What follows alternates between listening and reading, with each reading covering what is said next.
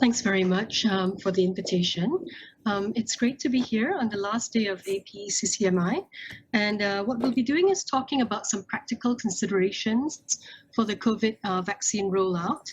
One of the challenges, of course, with vaccinations is that when we look at all the scientific data, at the end of the day, the best place for a vaccine is in the arms of patients that it protects. So I'd like to just take us through some practical considerations. This is what I looked like on the outbreak wards, as well as when we were giving vaccine to people coming back from overseas who were in quarantine.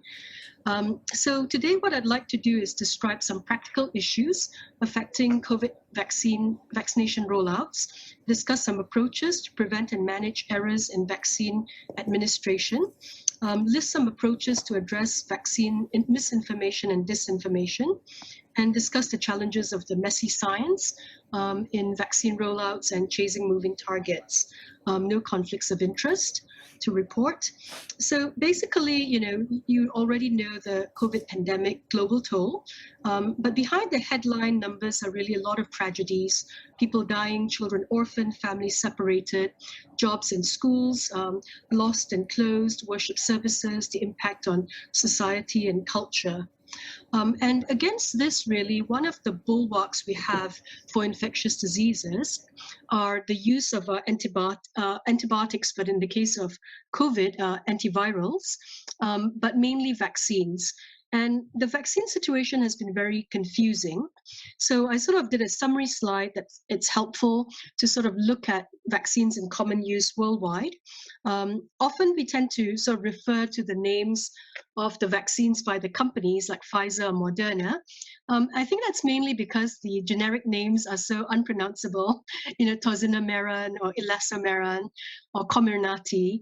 And so it's been very, very confusing. And as you know, the literature is sort of full of unpronounceable, things like ChAdOx1, etc. So this is sort of a helpful summary slide to sort of help us remember the efficacy, what I call the 90 percenters, and then the intermediates, and then the inactivated vaccines like Sinovac and Sinopharm, which have slightly lower rates of efficacy, safety issues and side effects, as well as some of the authorization issues. So it really is a very confusing landscape, but some of it is starting to become a bit clearer. So when we look at the practical issues, I'm sort of making it a mnemonic of M's: mass vaccinations, mistakes and misadventures, myths and misinformation, as well as messy science. So we'll kind of go through all of that. Because this is an Asia-Pacific talk and talking about rollouts, then one of the things we need to look at is sort of the uptake in Asia Pacific. And as you can see, and I've added in a few other sort of benchmark countries in other continents, like the UK, US, Canada. Portugal is up there in terms of one of the most vaccinated countries in the world, along with France and Germany. But as you can see, the Asian countries have in general been sort of in the medium to high range for vaccination compared to countries in sub-Saharan Africa, where the rates are really quite low. And one of the challenges in the work that we do on the IAVG, the Independent Allocation of Vaccines Group, is obviously vaccine supply. But the second part is, of course, what we call absorption capacity by the countries. So the way I sort of explain it, and we'll probably talk about that with the supply situation later, but one of the challenges is, if I came to your house and gave you 100 kilograms of frozen chicken, the question would be, do you have enough freezer capacity to store that chicken until you can cook it and use it? And so that's really one of the challenges with absorptive capacity, are ultra cold chain limitations. But the other part, of course, is just the nuts and bolts of vaccination. So when we talk about that, the challenge really with mass vaccinations is that it's a massive operational challenge. This is UT Vaccination Center, and you can see that when you think about it, we have 5.4 million people in Singapore. And a year ago when we started this, I looked at my colleagues and said, we're supposed to be giving 10 million doses of vaccine in a year. And it just seemed an incredibly daunting task, never been done before. When we do childhood vaccination programs, we are vaccinating the entire birth cohort, which in Singapore is about 40,000 kids. But to do 10 million people in a year is just 10 million vaccines in a year, 5 million people is just a huge challenge. So the challenges were really vaccine supplies, and Singapore had the benefit of some advanced purchase agreements with Pfizer, Moderna, Sinovac, but also Novavax, and it was a matter of having a portfolio that was varied, because it wasn't clear which ones would actually pan out in terms of effectiveness, safety, as well as the ability to deliver in country. As you know, with all of the challenges, there have been export constraints, as well as just shortages and difficulties with manufacturing. The second problem, of course, with vaccinations are consumables. So if you're giving 10 million doses of vaccine, the ability to get needles, syringes, even plasters, and with the lower doses, like 0.3 ml with Moderna, having low dead space needles was important. The operational challenges included things like ultra cold chain, the -70 freezers that people worried about. In Singapore, it's a small country, so the challenges are less. But if you've got a very large country with a diverse geography, an archipelago, different islands, rural areas, then the ultra cold chain requirements are really very daunting. The other part is that once you defrost it from the ultra cold chain, from -70 to the fridge, you have a shelf life initially of 5 days, which made restocking very challenging. Because if you had a 4-day weekend and you thawed on a Thursday, delivered on a Friday, it had to be used by Monday at the latest. So if you had a 3-day weekend with festivals and public holidays, it really became a challenge to make sure that we needed to look at expiry dates. The nuts and bolts and the practical bits include also space. If we were supposed to maintain safe distancing of 1 meter to 2 meters in the seated waiting room, we also had a requirement for 30 minutes post-vaccination observation time for anaphylaxis. That really became a challenge if you're trying to have a throughput of thousands of people in a day. So just setting that up, if you remember that photograph, was challenging, and appointments and so on. Manpower, nurses, doctors, but also registration, operation staff, logistics and delivery people, it just all needed to come together.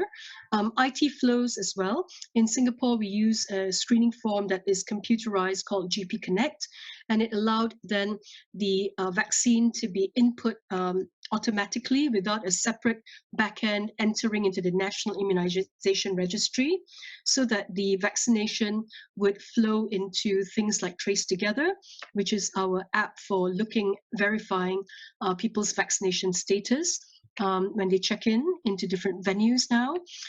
But it also had to go into the National Electronic Health Record, the NEHR, so that healthcare workers would know if someone fetched up with an adverse event, whether they had had vaccination recently. And then there's obviously the problems of digital authentication, sort of international vaccine passports, so to speak. So there is a system called Notarize SG, sorry, that's with an S, in Notarize, in order to have digital authentication internationally. So there were just a massive number of things to think about. But the clinical challenges were also very daunting. So I'm a clinician who's been giving vaccines, heading up the travel clinic, and we give about 50,000 doses of vaccine a year. So we're very familiar with some of the issues that come up, as well as mistakes that are made by busy clinicians. And the amount of throughput here was something that we really needed to think about.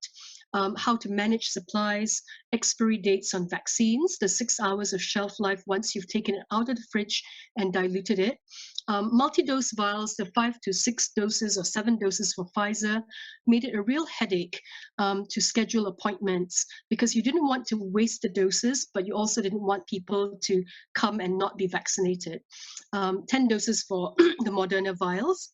the dilution for specific saline product for the Pfizer vaccine, but no dilution for Moderna.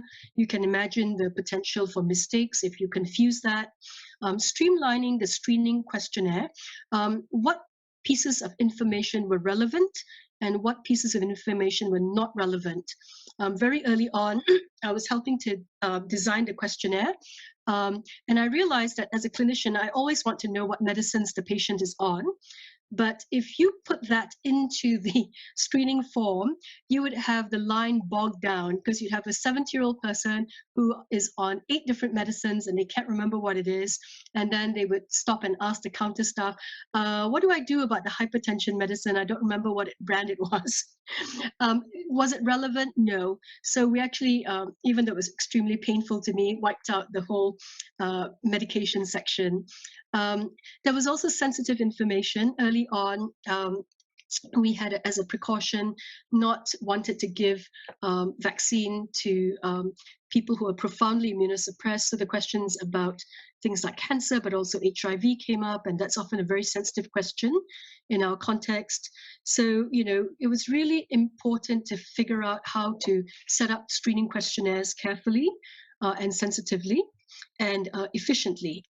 Contraindications and precautions, things like pregnancy, women having to remember the dates of their last menstrual period, histories of allergies and anaphylaxis, how relevant that was, immunosuppression, anticoagulation, low platelet counts. We had to make decisions and put that into the screening questionnaire, as well as give guidance to the staff about how to deal with that. Preparing every vaccination center to recognize and manage anaphylaxis, and to manage non-anaphylaxis events like vasovagal syncope, anxiety, etc. So the second part of the challenge with the national vaccination rollout were mistakes and misadventures. So these are 2 Straits Times articles, one from the 7th of February, where the vaccine, the entire vaccine, contents of the vaccine vial for Pfizer was given to a staff member at SNEC because of human error. And a more recent one on the 25th of October, where 117 patients and staff at Bukit Merah Polyclinic were given the wrong dose, a lower dose of COVID vaccine. So these are all in public domain, and it does make it very challenging. How do you sort of error-proof things? So, Murphy's Law of mass vaccinations is that every conceivable mistake that can be made will be made. So in Singapore, but also in other countries, people are underdosed, overdosed, given empty syringes, were injected into people, the wrong age, which is important because Moderna was not approved for people under 18. Pfizer is allowed to be given for 12 to 17-year-olds. People can walk into the wrong place and be given the vaccine. People can remember vaccine dates incorrectly, and so they might be given the vaccine dose too early. For example, at 13 days instead of 21 days for Pfizer. So that really were challenges, and we would get these questions constantly coming to us on the expert committee about what to do about this person or that person. Error proofing is one of the ways that we try to think about these things and preempt them. So we had very detailed slides for clinicians, for vaccinators, reminders and huddles, but we also tried to error proof using systems. So one of the important things we decided very early was that vaccination centers would administer only one type of vaccine, either Moderna or Sinovac, and we only allowed very specific clinics to administer more than one type, but we would again separate them. So the clinic that I run in Travel Clinic Tan Tock Seng Hospital currently gives Pfizer vaccine, but also the Sinovac vaccine in the SAM program, Sinovac after mRNA. Those who are allergic to mRNA could not get a second or third dose. And so in that system, what we do is we separate it by different days. So Pfizer is given on specific days, say Monday, Thursday, and the Sinovac vaccine would be given on Tuesday, Wednesday, Friday, for example. So there are ways of doing that by systems to eliminate or minimize error. Open disclosure of errors is something that, as a system, we've had to make a decision about, preemptively, that the transparency about errors builds trust, paradoxically.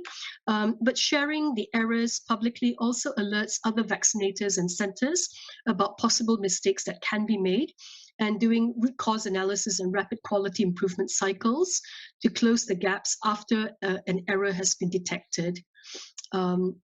So this is, for example, the visual guides for vaccinators when preparing the vaccine dilution for the Pfizer vaccine. We recognize a lot of the things we do is very text heavy, but it's very important to actually have visuals for people and reminders.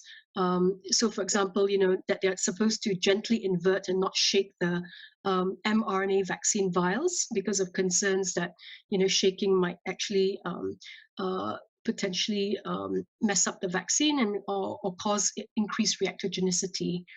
And then we would, in all the slides that went out to all the vaccinators, we would have very important safety reminders in bright red like this, bolded, that each vial is a multi-dose vial that contains enough for 5 individuals to be vaccinated, not pooling excess across multiple vials, aseptic technique, and even though you put all these things in, errors happen, but we hope that, these kinds of things will reduce it, especially the huddles before every vaccination day or session.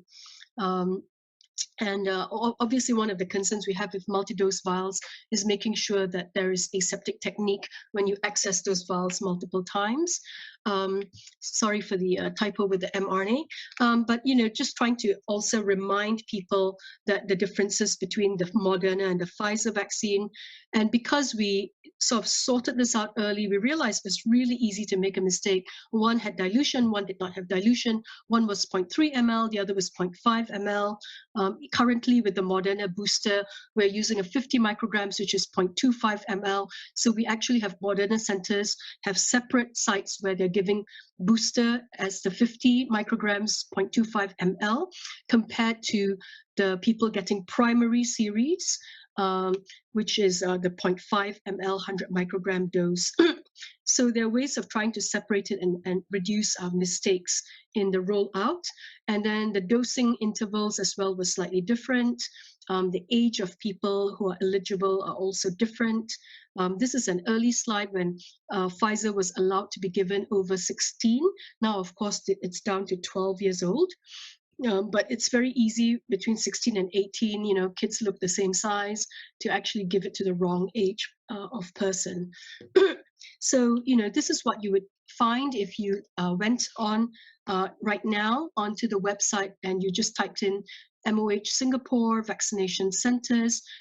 Specific vaccination clinics would have either Moderna or Pfizer. You would have to decide ahead of time which vaccine you wanted and then make an appointment to walk into those relevant vaccination centers. Raffles City, for example, does the Pfizer and the Sinovac concurrently. So the third thing I'd like to sort of pivot to now is in the vaccine rollout is dealing with myths and misinformation.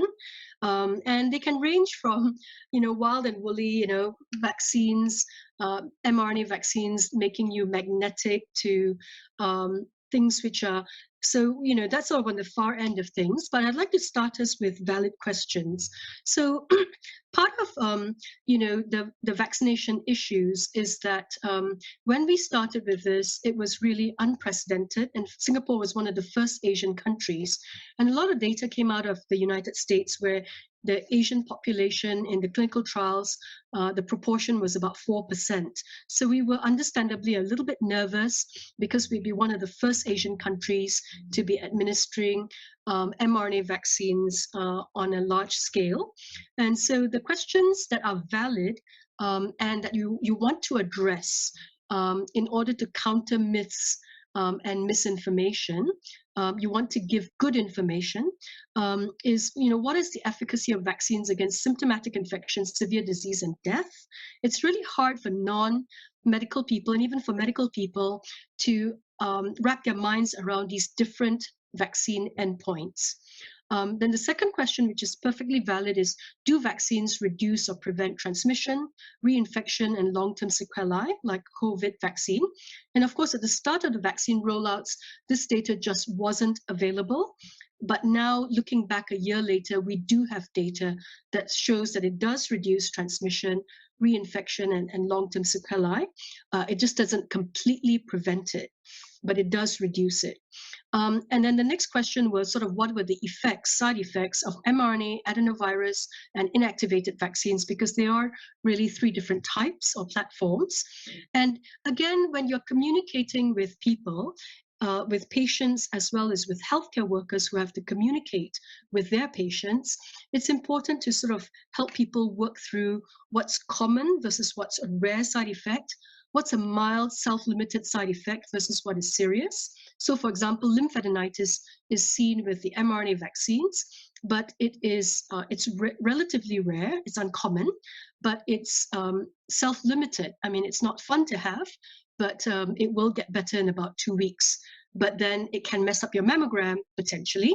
So, so there were all these kinds of things that you had to talk through with people, and then talking about long-term versus short-term side effects. Safety in specific groups had to be discussed, whether in pregnant and breastfeeding women, children, elderly, and immunocompromised. And even among immunocompromised persons, there's a big heterogeneity.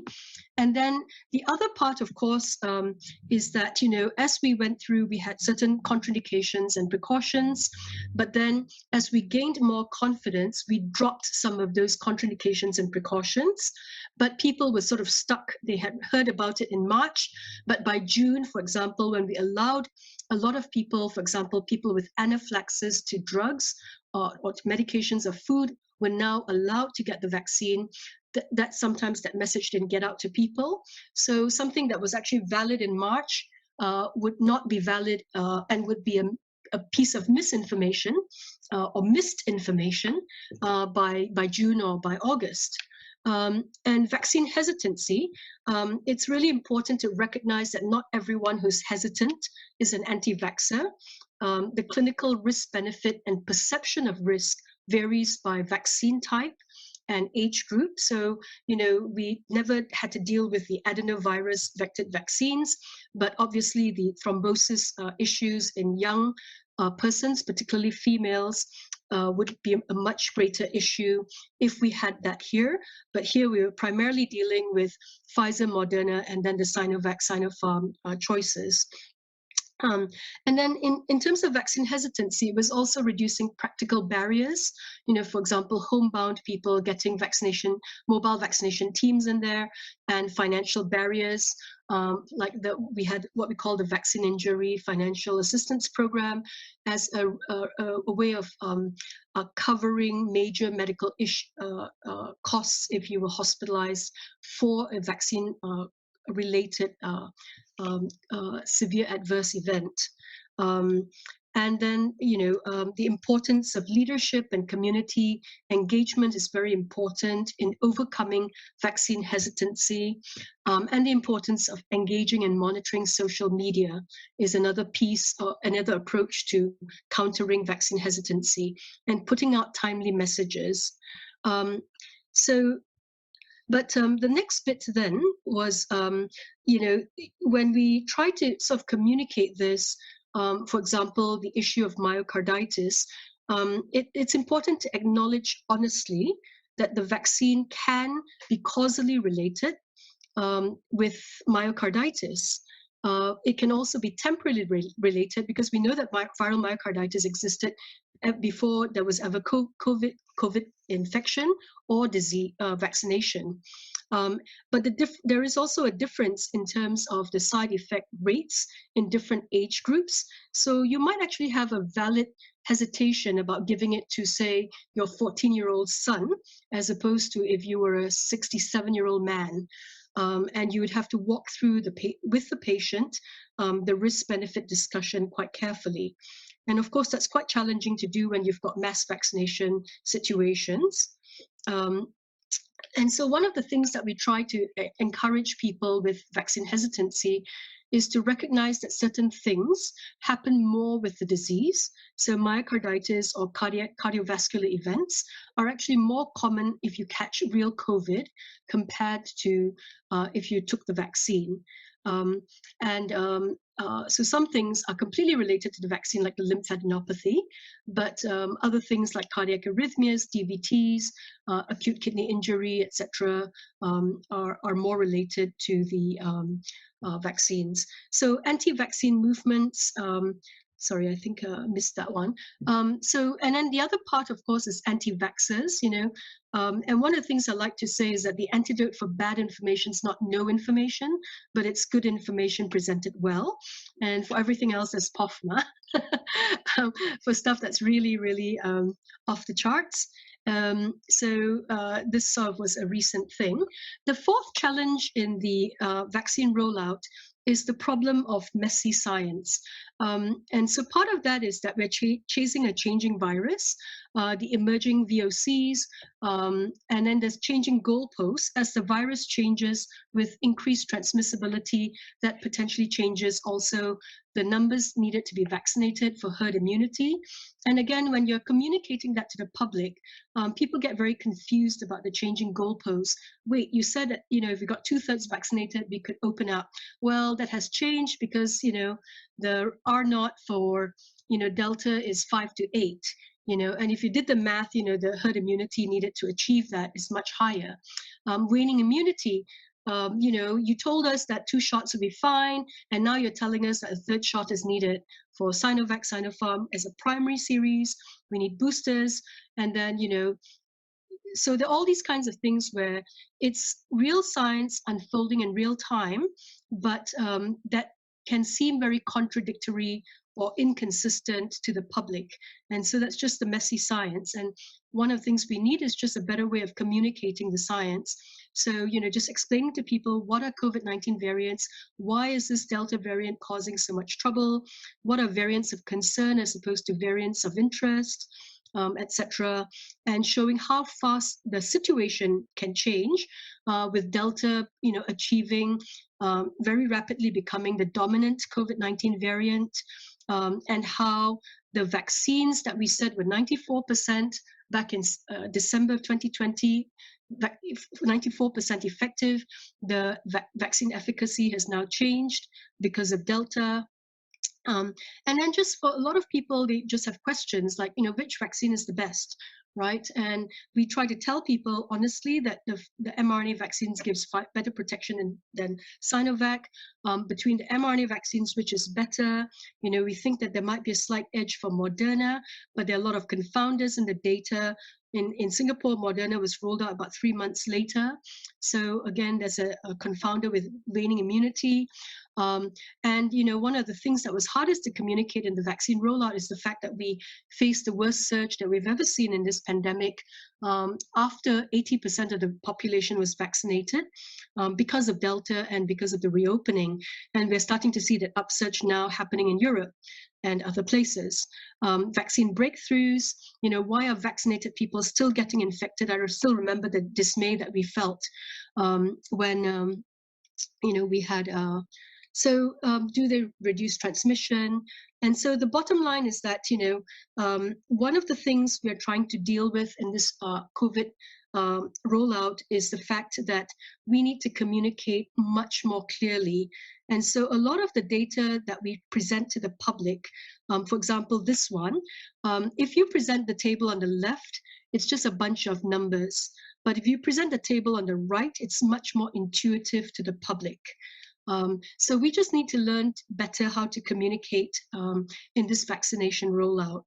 And so thanks very much. I'll end this here, but this is just to give you a flavor of some of the practical challenges in COVID vaccination rollouts. Thanks. Thanks very much, Lian, for a very insightful lecture. In view of the time, we will not have any Q&A, but I will take the liberty of asking one question. So we still have about 60,000 elderly folks who are not vaccinated. What do you think is the best way to persuade them? Over.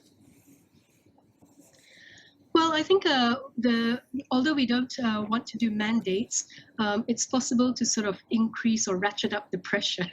So I think people who don't want vaccine feel like there's a lot of pressure on them. We are sort of forcing them between, the vaccination, differentiated safe management measures like not being able to go out, not being able to dine in, go out to malls, and then now this whole thing about the payment for medical care if you're unvaccinated by choice. So I think, but that will slowly sort of decrease the number until we get to the really hardcore people. And at the end of the day, the virus will get them vaccinated, will get them immunity, even if they choose not to get vaccinated. Thanks.